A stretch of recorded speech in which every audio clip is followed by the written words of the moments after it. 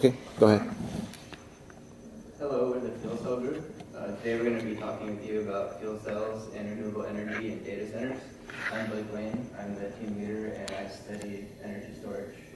Hello, I'm Lisa Chavez. I am the budget leader and I study wind power. Yeah, my name is Brian Pritchman and I studied energy storage methods. I'm Kyle Nyai. I studied solar power. I'm Benner Daza. I studied data centers.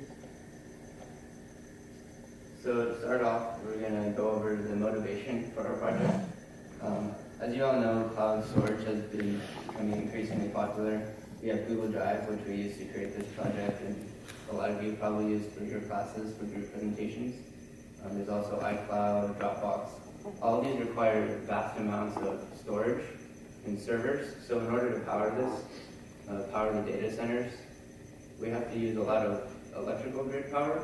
And about 2/3 of the electrical grid is powered by fossil fuels. And fossil fuels are pollutant, they pollute when they're burned. And if you just think about it, they also will eventually run out at the rate we're using them and the rate that they're created. At the bottom left, you can see a graph of how long different amounts of energy, how long it takes to create them using sun, because all the energy on the earth is created basically by the sun.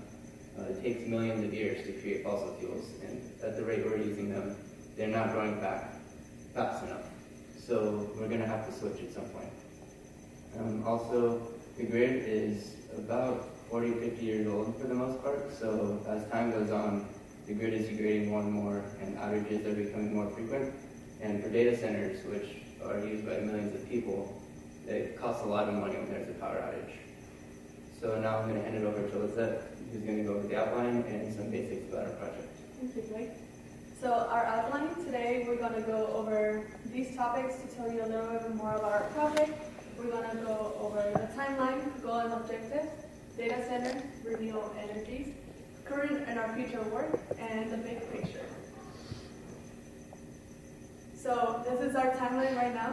At the end of last quarter, we already had the items we wanted to purchase. However, there was a change in our budget, so we had to research again some of the components that we plan to use because we have less money. So at the beginning of this quarter, we submitted our purchases, and while we waited for the purchases to come, we started doing our own design. So we started doing how we're going to mount the solar panels, how we're going to use the Unistrut to put the panels where we want them. And right now, we already shipped, the shipment came in for all of our items. So we're going to start doing our testing. We're going to do the server rack testing with the fuel cell. And from there, we're going to get some data and we'll analyze it. Then we're going to get the data from the solar and the wind power. And we're going to analyze it for our next quarter. So for our goal, for our overall project, we want to improve the energy efficiency and sustainability. We want to reduce pollutant emissions and eliminate the energy grid reliance of data centers. The way that we're going to do this, we're going to use fuel cells, renewable energy, and energy storage as a system to get the power that we need for our data center. So right now, we have 3 objectives that kind of fall into like the 3 different quarters. So first, we wanted to integrate wind and solar power, which is what we did at the first quarter. We did some research on the different energy systems, and we already completed that. We came out with a design for our energy system, which you'll learn a little bit more later on. The second one is to design a server system as a model, which is what we're currently doing. We have our equipment, so now we're going to do some testing and getting some data. And for our next quarter, our objective is to design a 100 megawatt data center based on our model. So that's our ultimate goal. We want to get power to provide energy to the 100 megawatt data center without relying on the grid. So next. So first is data centers. Like Blake said, the demand for data centers is getting bigger and bigger. And especially 100 megawatts data center, we have companies like Microsoft, Google, Amazon, big companies that are using bigger and bigger data centers. And just to give you an idea of how much energy a 100 megawatt data center uses. It's about 16,400 average US homes. So that's a lot of energy. It's not only expensive because it's a lot of energy being used, but it's also, like you said, creates pollution. We don't have fossil fuels. They're really very limited, so we're gonna run out eventually. So we need to come up with a new idea that will for sure have energy in the future. As you can see in this figure, the top represents the traditional data center and the power needed to power a 100 kilowatt server, and the same for this one, but the difference is that this one is using a fuel cell. As you can see, it uses a lot less energy throughout, and I wanted to point out the main thing, it's more efficient because we go from 17.5% efficiency to 29.5% efficiency. And now I'm gonna pass it to Calvin. So these are the 4 different sources of renewable energy that we research: solar, wind, geothermal, and hydro. But there are also problems with these sources. With hydro and solar power, solar and wind power, it's very intermittent. So sometimes you'll get either no energy, and other times you get high energy production. And with the case with hydro and geothermal is that it's only in select places where we can harness them. So like for our research here, we can't really collect any geothermal or hydro data. So we're only limited to solar and wind for our experimental design. And it's also, and then that's what the graph on the right shows. So as you see, wind and hydro is at about 20 to 40% of its capacity factor.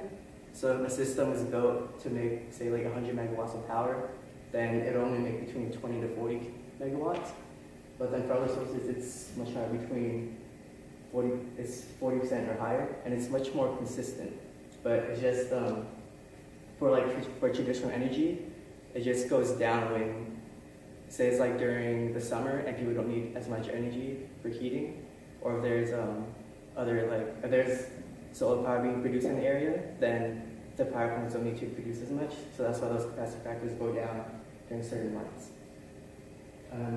And renewable energy is also much more expensive compared to traditional energy sources. On average, it's about twice as much. And it's also produces much less energy per cost and as a lower energy density than traditional sources. Like that's why gas is so useful to us, because it stores a lot of energy in a small volume. But in the future, there's already research being made where renewable energy sources is becoming more efficient, and it's also cheaper to produce the material that needs to make them. So for example, solar power, there's a trend where solar power, the production is rising, but then at the same time, the cost is also decreasing for all those sources. And it also becomes much more vital as all of our fossil fuels deplete, and we become much more reliable. We become much more reliable for sources of energy as we get more technology and our usage of electricity goes up. And so we're also looking into fuel cells. For our project, we're using proton exchange membrane fuel cells. The graph on the right shows how it works. So there fuel and air goes in and creates a chemical difference that makes electrons pass through, and it creates electricity. And as waste is only water and heat, so it's extremely clean.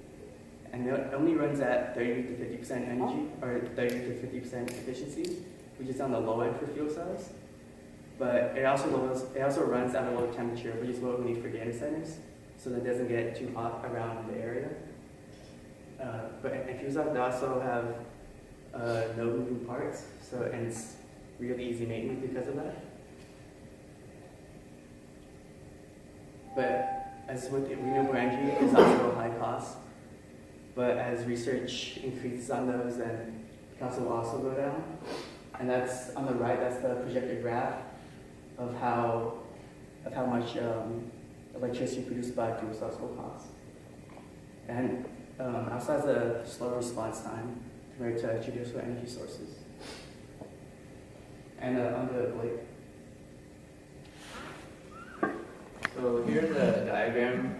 main system components that we're using. Terry helped us out by making this a lot more graphic, so thank you for that. So as I said at the beginning, at the top, basically all of our power and energy comes from the sun. So we're harvesting using solar panels and wind turbines, as we said before. But in reality, you could use pretty much any source of renewable energy, biomass, geothermal.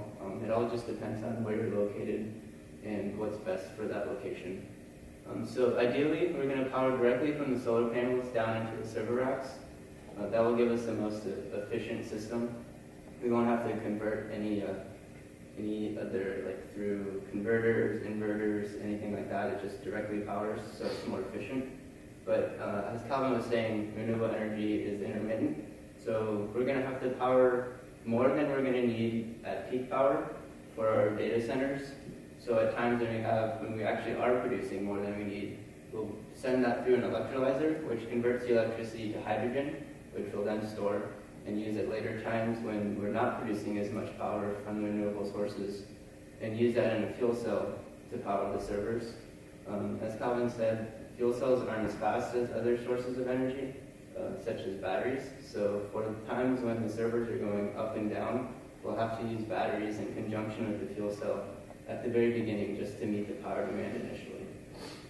So this is basically our design and what we're planning on creating for the small scale and the large scale. So now I'm going to turn it over to Ben to talk about our experiment. So like Blake said, renewable energy is determined by where you are. And since we're in Irvine, really all we have is wind and solar energy. So for our experimental design, we're going to design and build a system to power a server, which is about 0.5 kilowatt. And the components that we have right now to use are solar panels and an anemometer to determine how much wind power we could get, a server rack, fuel cell, and batteries. And our objectives are to determine the specifications for each component necessary to power the server. We're also going to try to combine the components. What we're trying to do eventually is connect the solar panels straight into the server rack. But for that, we're going to gather data from all the components and put it into a computerized model. And from that, we can analyze the data from that model and determine the full-scale specifications for a 100 megawatt data center. So our expenses, we have $3,600 in our budget.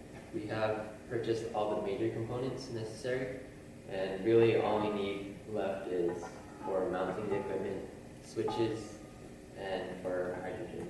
We're borrowing a server rack right now, so in our current state, as I've said, we have all our major components. We're designing the component mounts. We have a pretty good idea for how we're going to mount the solar on the top of ELF, and we're going to check out the top of engineering tower today to determine how to mount the anemometer and get data from that. We're working with Dr. Zhao to operate the fuel cell, and we're still researching renewable energy for our data centers, just so that when we do make our big picture, our design for the 100 megawatt system, we could also comment on other resources that we could use. And our future work is just to set up the components, collect and analyze the data from the components, and eventually use our findings to design the 100 megawatt system. And back to Blake with the big picture. So this last slide is just to give you a sense of the scale of our final design that we're going to be working on in the spring quarter. So if you look inside that small white circle in the right half of that graph, the picture, you can see the campus core for UCI. And on the left side, the top rectangle, the blue one, is basically the size that we would need to get 10 megawatts of power from a wind generation farm. And then the bottom right, the bottom left, sorry, is the amount of space that we would need for 90 megawatts of solar power. So you can see 3.5 square miles, 5.5 square miles. It's a lot of land to get 100 megawatts. Compared to traditional energy, this is a vast amount of land that we're going to need. So in order to get clean power, we need a lot of space at this time. As the technology gets more and more efficient, we can make the scale smaller. But now this is basically the scale that we're working at. And although it seems very large, there recently was a solar farm built in San Luis Obispo that's 500 megawatts, or 550 megawatts, I believe, and that's 10 square miles. So it's large, but it's definitely feasible, and people are already working on it. So this is something that we can build, and as we continue developing the technology, it'll just get easier to build. And you may wonder why we're using 10 megawatts of wind when we can get 90 for just a little bit more space. The reason for that is you can't always get solar, so you have to plan for times when it's going to be windy but cloudy, so you wouldn't be able to get solar power. So that's part of the problem dealing with data centers. You always need to have consistent power, so you kind of have to have redundant systems, and they're not as small as you might like them to be, but they're very effective and they're very secure. So yeah, thank you.